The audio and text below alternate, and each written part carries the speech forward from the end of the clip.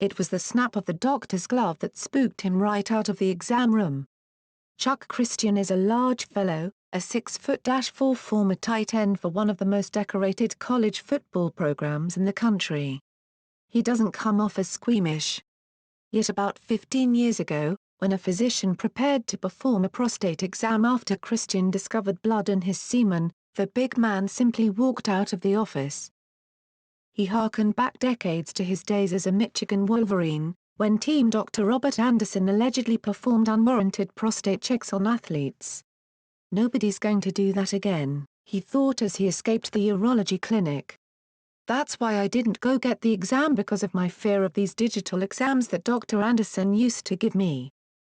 Today, Christian, 60, has stage 4 prostate cancer that has spread to his spine, tailbone, hips, ribs and shoulders.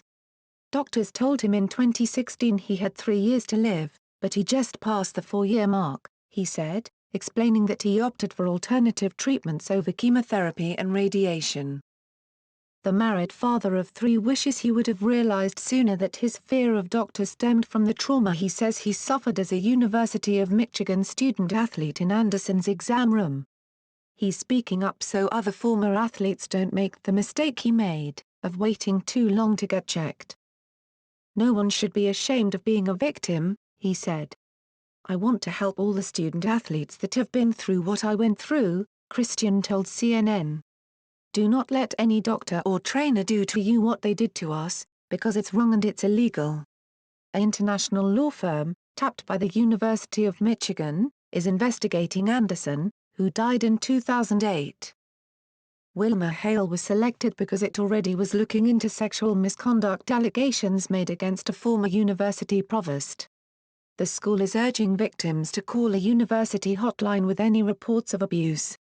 "Every person in our community should expect to feel safe and supported," University President Mark Schlissel said earlier this year.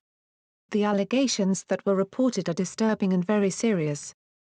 Christian's attorney, Michael Wright, represents 125 former student-athletes, and he expects the number to grow. He knows other attorneys representing more alleged victims, he said. Wright's clients are not at this point suing the university.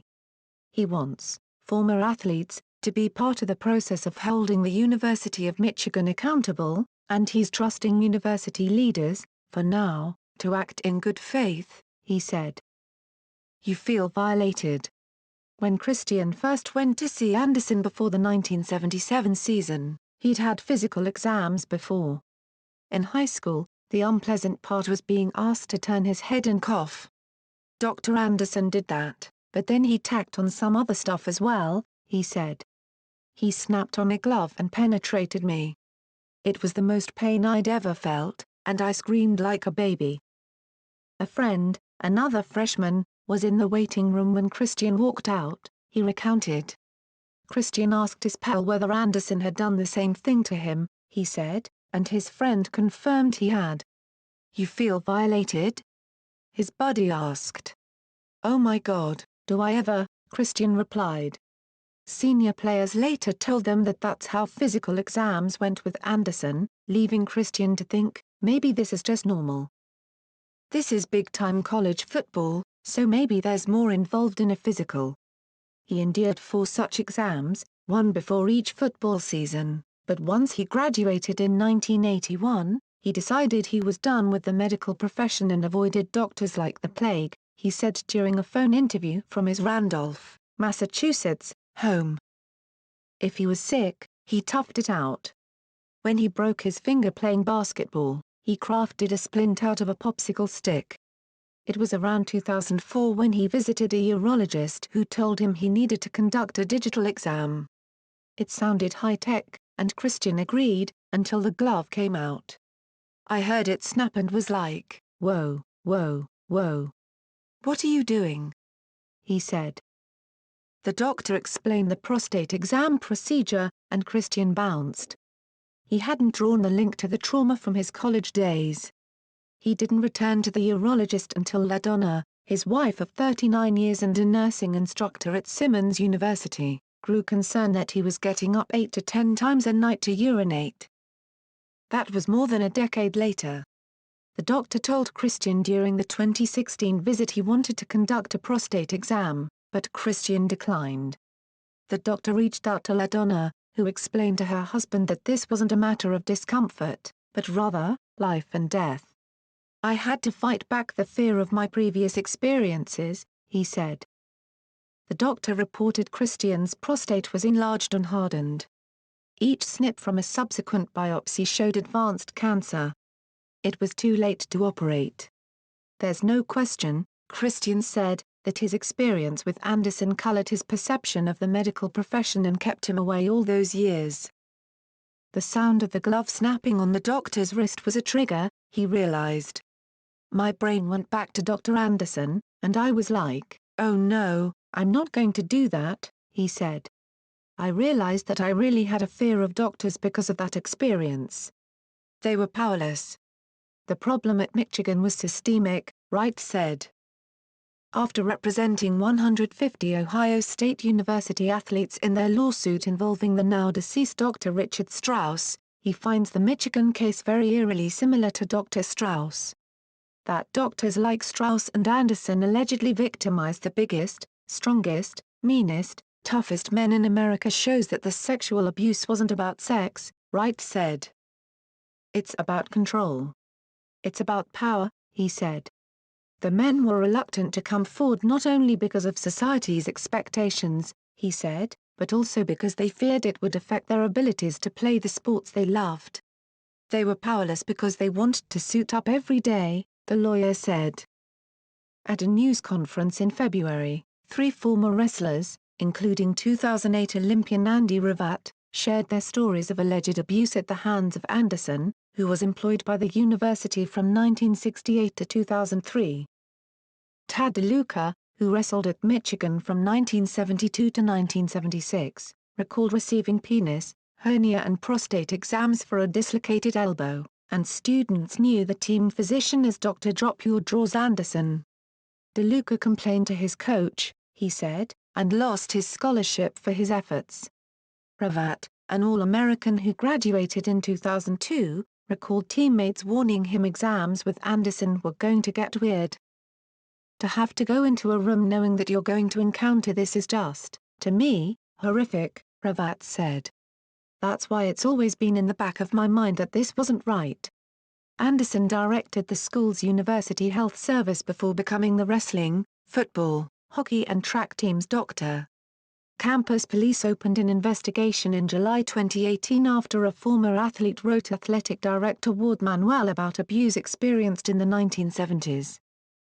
Investigators identified ex-patients who recounted Anderson's alleged misconduct and unnecessary exams, most of them in the 1970s, though one account came from the 1990s, the university said.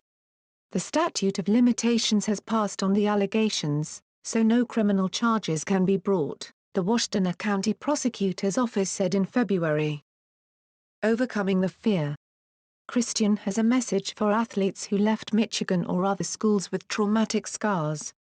"Don't allow that to be the thing that stops us from seeking medical help. I don't want to see any more people dying over this craziness, being afraid of seeing doctors," he said. "The most important thing is to tell it, and there's no shame in it. Predators thrive on the shame of their victims." He wishes someone could have reasoned with him earlier. A friend recently confided that he too had prostate troubles but doctors caught them early and were able to take care of it with a simple procedure. "You've got to look at the bigger picture, and you've got to try to control the fear of that trauma in order to be around for your family and your kids and your wife," he said. "Sometimes talking through it with somebody can help you break through that barrier. I wish I would have talked to someone." He's received dozens of texts, emails and phone calls from former Michigan athletes thanking him for coming forward. Some share their own experiences, and he welcomes the therapeutic crying sessions he's been having. "In the last 2 days, I've cried more than I've ever cried in my life," he said during last week's phone interview. Before Christian's 2016 diagnosis, he was a man in his 50s not just playing basketball with 20-somethings, but talking mad trash. "Son, I got kids bigger than you," he'd say after draining a jumper in an opponent's face. He tried a round of chemotherapy, but it reduced him to a shadow of that man. It felt as if someone had bound him in plastic wrap, stuck him in a sauna, sat a gorilla on his chest and told him to breathe, he recalled. His brain turned to mush. He'd get lost driving to familiar destinations and need to pull out his GPS. He'd forget what side of the car his gas tank was on, sometimes more than once at the same gas station. "It was the most brutal thing I've ever been through in my life," said the man who spent 4 years smashing into 250-pound linemen. "Bad apple can't spoil memories," he says. Now, he has good days and bad. "Right now, I feel good. Maybe a few weeks ago, I didn't know if I'd make it another week. I was in so much pain," he said, explaining he was suffering so badly that LaDonna had to help him go to the bathroom. Heavy narcotics, including OxyContin and morphine, had him in La La Land, so he's tapered back the medication. "I'm trying not to get addicted to all that," he said. His goal now is to embolden others. He's not trying to sink his alma mater, he said. He remembers what happened to famed Penn State football coach Joe Paterno after the Jerry Sandusky abuse. He bristles at comparisons to Michigan's legendary Bo Schembechler, for whom he played, saying he's not to blame. Christian's years in Ann Arbor, where he made wonderful friends and played and studied under top-notch coaches and professors, were the best time of his life, and he won't let the memories be tainted by one guy who was the bad apple, he said. He is disappointed, however, that the doctor isn't here to face his alleged victims, and justice. "I wish he was around to see the damage that he's done and to see how many people he's hurt and to realize how selfish what he did was," Christian said. "I would love to see him in handcuffs going to jail."